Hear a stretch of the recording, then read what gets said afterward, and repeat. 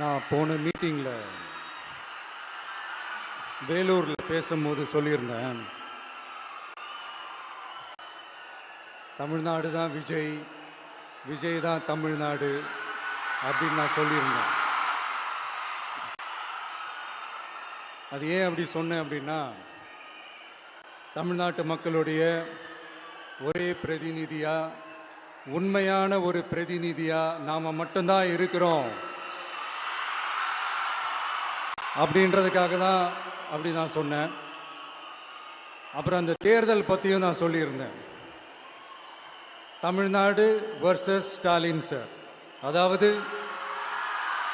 Vijay versus Stalin sir, அதையும் நான் சொல்லியிருந்தேன். அப்புறம் இன்னொரு கேள்வியும் கேட்டிருந்தேன். இது தமிழ்நாடு சட்டசபைக்கான ஒரு தேர்தல், இதை ஏன் தமிழ்நாட்டுக்கும் டெல்லிக்குமான ஒரு எலெக்ஷன் சொல்றீங்க அப்படின்னு நான் கேட்டிருந்தேன். உடனே விஜய் பாஜகவுக்காக பேசுறாரு அப்படின்லாம் திருச்சி பேச ஆரம்பிச்சிட்டாங்க.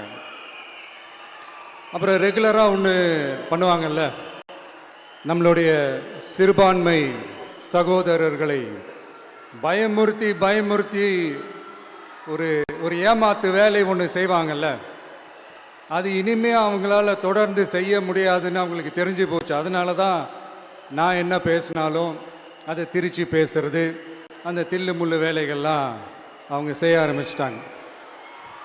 சென்னையில் டெல்லி டெல்லின்னு கூவுறதும், அடிக்கிற கொள்ளைக்கு ரைடு வந்துட்டா டெல்லிக்கு வெள்ளை கொடை பிடிக்கிறதும்,